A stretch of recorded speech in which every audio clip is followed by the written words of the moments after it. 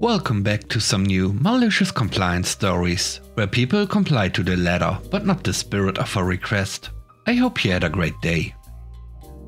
The first story is called That Cost Him. I was working a second job at our local small grocery and butcher shop. A few nights a week to pay for my kids' activities. I was hired as a cashier.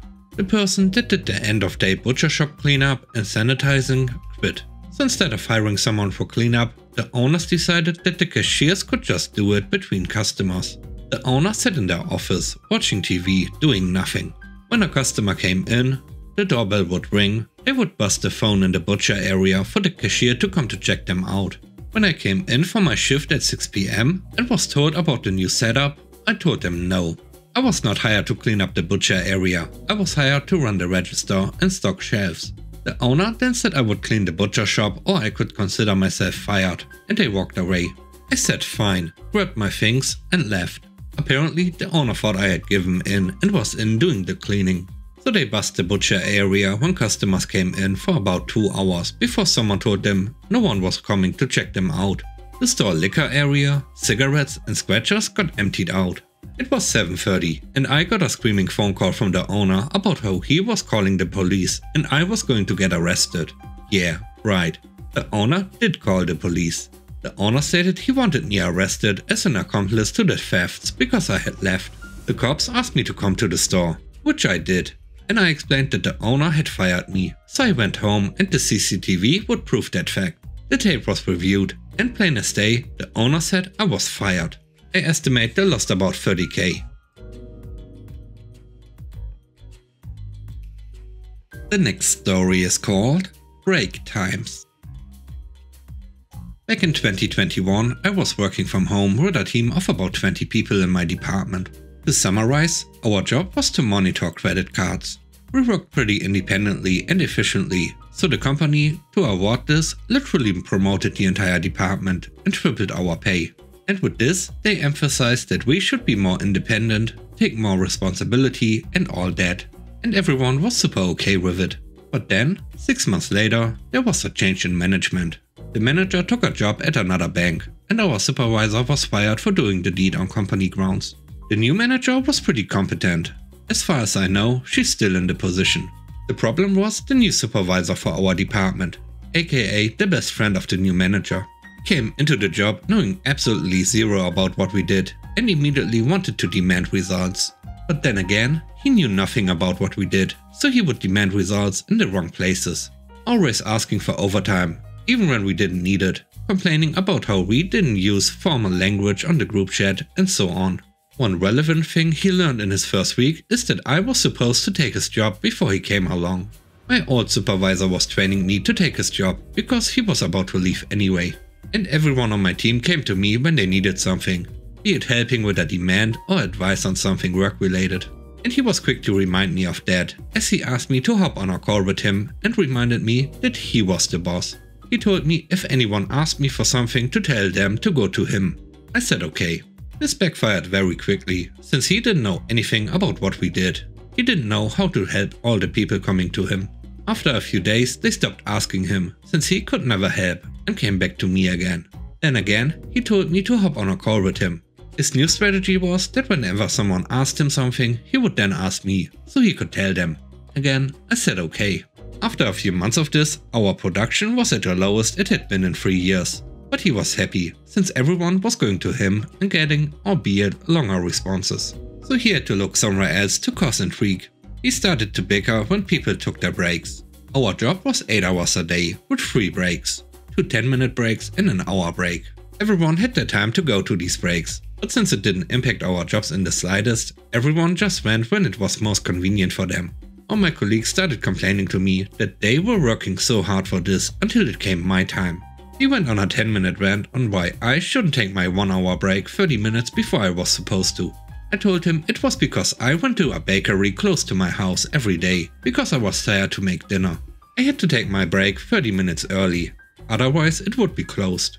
He said if I wanted to go to the bakery, I should go on my own personal time when I'm off the clock. I said okay. What he said gave me the idea for me to go on my own personal time. As per company code, besides those 1 hour and 20 minutes of break, you have up to 1 hour of personal break per day.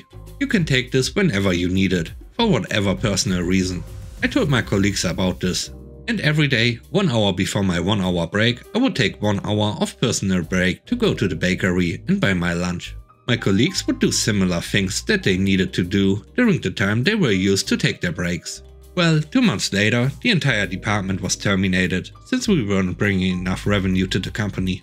Unfortunately, the supervisor wasn't let go until last week, and the department he took over also was terminated.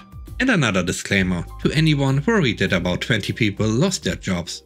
We have a pretty niche set of skills, and everyone quickly found jobs of similar paying wages. No one was said to be fired. We were actually pretty happy. A few even resigned before the ship sank. The third story is called Website Compliance. This is from about 12 years ago. At university, I designed websites to make some extra cash and pay for tuition, rent, etc. I got pretty good at it and had a great network of clients around London, UK. One day I was introduced to a lady, we'll call her Debbie, who ran an interior design agency in West London. All of her clients were her friends or friends of her husband. She was extremely wealthy, lived in a house on one of the most expensive streets in London, and had a chauffeur on call. All of her money was derived from her husband, who seemed very sketchy. She also had these 2 sons who just sat around the house all day, despite being in their late 20s. I designed a website for her, which she was very pleased with.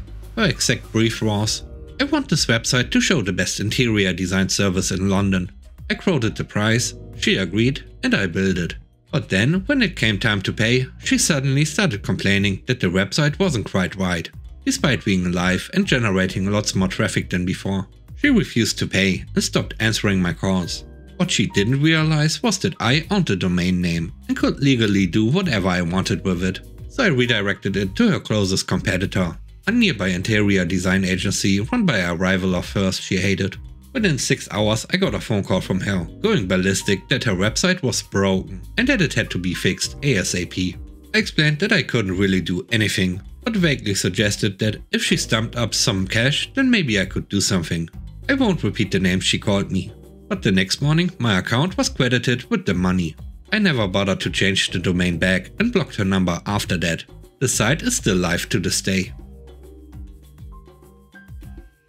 The next story is called What He Asked For. I work as a bartender at a popular downtown restaurant. One evening we were hosting a large party for a group of entitled customers who were demanding, rude, and overall unpleasant to deal with. They seemed to think that they were above the rules and wanted everything done their way, regardless of how unreasonable it was. One of the customers, a particularly arrogant man, requested a special drink that wasn't on our menu. I kindly informed him that we didn't have the ingredients to make it, but he insisted that I go out and buy them just for him. I explained to him that it wasn't possible, as the liquor stores were closed by that time, but he wouldn't take no for an answer. That's when I decided to use malicious compliance to my advantage. I told him that I would do my best to fulfill his request, but it would take some time. I then left the bar and went outside for a few minutes, letting him stew in his own frustration. When I returned, I presented him with a drink that was made with the cheapest, lowest quality ingredients that we had available. The look on his face was priceless as he took a sip and realized that it was not the high-end drink that he had requested. But the best part was when he demanded to see the manager who had witnessed the entire exchange. She simply looked at him and said, "Well, she did exactly what you asked for."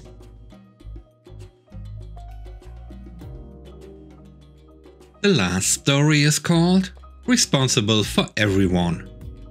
Years ago, I worked for an independent dog boarding facility as a customer service representative. Because I was low on the totem pole, I often got the evening shift. The managers all left an hour or two early, leaving me and 2 to 3 other employees to close, depending on how many dogs we had. Sometimes as few as a couple dozen, but often well over 100 in the busy times. My primary responsibility was closing down the office work, closing the register, making sure all paperwork was in order, etc. Once that was done, I had to pick up with finishing bigger tasks, like taking out the trash and laundry.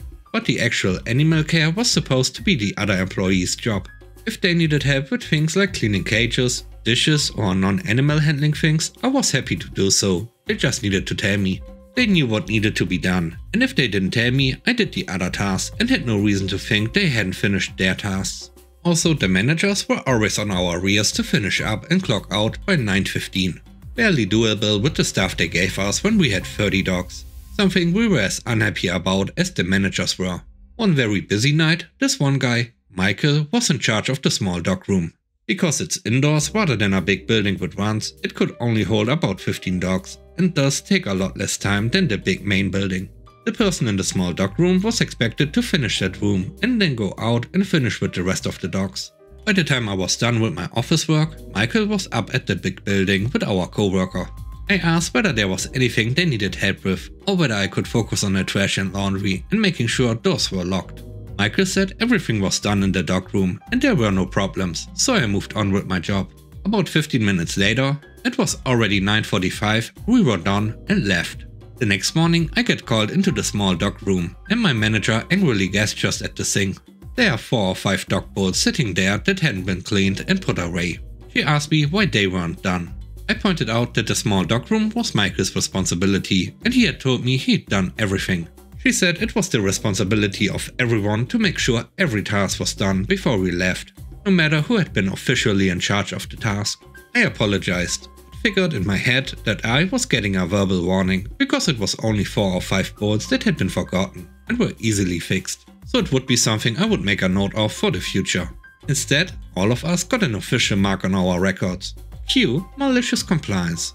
From there on out, I took my sweet time checking and double checking that every job was done, and done so that there would never be the smallest question that it hadn't been done well enough, no matter how small. I also made sure that my coworkers went behind me and did the same thing. A small piece of debris missed while sweeping the floor? Got to do it again. Better wash those bowls again. The bed in this empty cage looks slightly askew. Better fix that. I checked to make sure every door was closed and locked, and then do it again 2 or more times. Because the managers couldn't be bothered to make the people responsible for doing their job actually responsible for their own job. We all had to spend time checking behind everyone else. This meant that we added another 15 to 20 minutes of time on top of actually doing the job. Make me responsible for doing someone else's job instead of expecting them to actually do their job? It's going to cost you an hour of overtime combined. Thanks for watching the video. I hope you enjoyed it. Please don't forget to leave a like, comment and subscribe. And if you have time, watch another one of my videos. And now I hope you have a great day. See you soon. Bye bye.